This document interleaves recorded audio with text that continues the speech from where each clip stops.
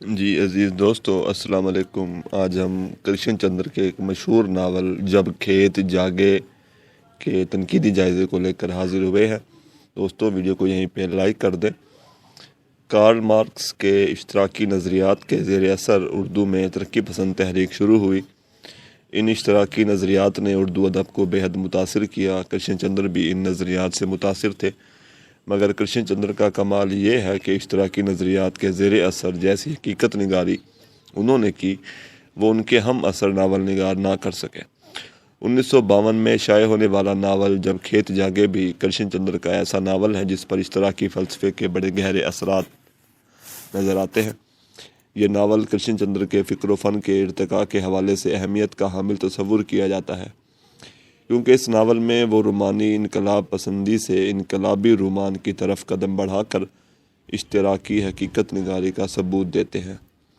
شازیہ رئیس اپنے تحقیقی مقالے شکست از کرشن چندر کا تنقیدی جائزہ میں لکھتی ہیں، یہ ایک سیاسی ناول ہے جس میں انہوں نے محنت کش طبقے کی جاگیردارانہ نظام کے ظلم کے خلاف جد و جہد کو موضوع بنایا گیا ہے، اور یہ تلنگانہ کی کسان تحریک سے متاثر ہو کر لکھا گیا ہے۔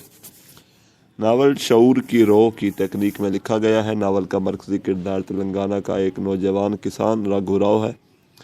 ناول کے آغاز میں راگھو راؤ کو ایک کوٹھڑی میں قید دکھایا گیا ہے اور پورا ناول راگھو راؤ کی یادوں پر مشتمل ہے۔ راگھو راؤ کو کسانوں کے حق میں تحریک چلانے پر سزائے موت سنا دی جاتی ہے۔ قید خانے میں اسے اپنا بچپن یاد آتا ہے کہ کس طرح ریشم کے کپڑے کو ہاتھ لگانے پر دکاندار نے اسے ڈانٹا تھا۔ زمیندار کے سامنے نئے کپڑے پہننے پر اس کے کپڑے پھاڑ دیے گئے تھے۔ بھرے میلے سے زمیندار اسے کام کے لیے بلوا لیتا تھا۔ یہ واقعات اس کے دل میں نفرت کا بیج بوتے ہیں۔ اسے وہ حسین لمحات یاد آتے ہیں جب اسے چندرا سے محبت ہوئی تھی۔ اسے شہر آ کر رکشہ چلانا اور کمیونسٹ پارٹی کے کارکنوں سے ملاقات بھی یاد آتی ہے۔ جب راگھو راؤ کی ملاقات کمیونسٹ پارٹی کے ایک لیڈر مقبول سے ہوئی تو اس نے راگھو راؤ کو یونین، مزدوروں کی تنظیم اور انقلاب جیسے الفاظ سے متعارف کرایا۔ راگھو راؤ نے چند کسانوں کی مدد سے ایک چھوٹی سی جنگ لڑ کر سری رام پور کی زمین پر قبضہ کر کے کسانوں میں وہ زمین بانٹ دی۔ کسان بہت خوش تھے۔ نظام دکن کے کارندوں نے اس تحریک کو کچلنے کی بھرپور کوشش کی۔ کانگریس کی کامیابی کے بعد فوج کی مدد سے سری رام پور پر حملہ کیا گیا۔ مزاحمت کرنے والے کسانوں کو مار دیا گیا۔ تحریک کے بڑے رہنماؤں، جن میں راگھو راؤ بھی شامل تھا، کو گرفتار کر کے قید کر دیا گیا اور سزائے موت سنا دی گئی۔ ساری زمینیں واپس جاگیرداروں کو لوٹا دی گئیں۔ اس مختصر سے کینوس کے حامل ناول میں کسانوں اور مزدوروں کے استحصال اور جاگیرداروں کے مظالم کا تذکرہ کیا گیا ہے۔ مزدور اور کسان اپنے حقوق کی جنگ لڑتے ہیں، جبکہ جاگیردار اس استحصالی نظام کو برقرار رکھنا چاہتے ہیں۔ چنانچہ یہ تلنگانہ تحریک مسلح تحریک میں بدل جاتی ہے۔ راگھو راؤ نے بچپن سے ہی اس استحصالی نظام کو قریب سے دیکھا تھا۔ اسے یہ احساس بھی دلایا گیا تھا کہ ہر اچھی چیز پر صرف مالداروں اور جاگیرداروں کا حق ہے۔ اس نظام کو بدلنے کی خواہش اس کے دل میں بچپن سے موجود تھی۔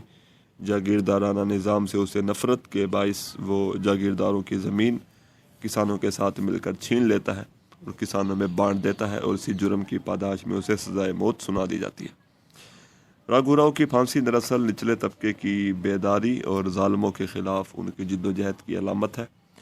کرشن چندر کیونکہ کارل مارکس کے نظریات سے متاثر تھے، چنانچہ اس ناول میں بھی دراصل کرشن چندر کے سیاسی و سماجی شعور کی نشاندہی ہوتی ہے۔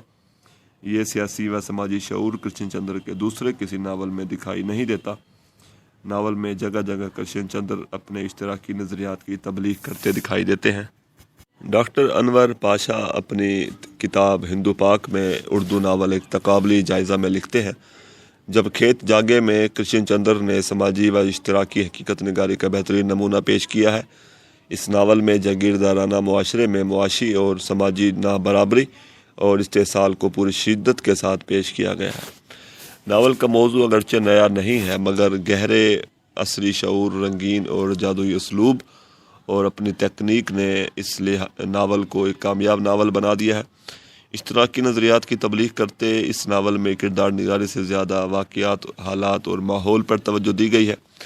राघो राव के अलावा कोई किरदार भी उभर कर सामने नहीं आता। कृष्ण चंद्र ने राघो राव की यादों को पेश करने के लिए बड़ी अच्छी शऊर की रो की तकनीक का इस्तेमाल किया है। एक इक्तबास जो है वो समाप्त कीजिए। जब वो राघो राव कैद में था तो उसको कैसे अपने माजी का ख्याल आया।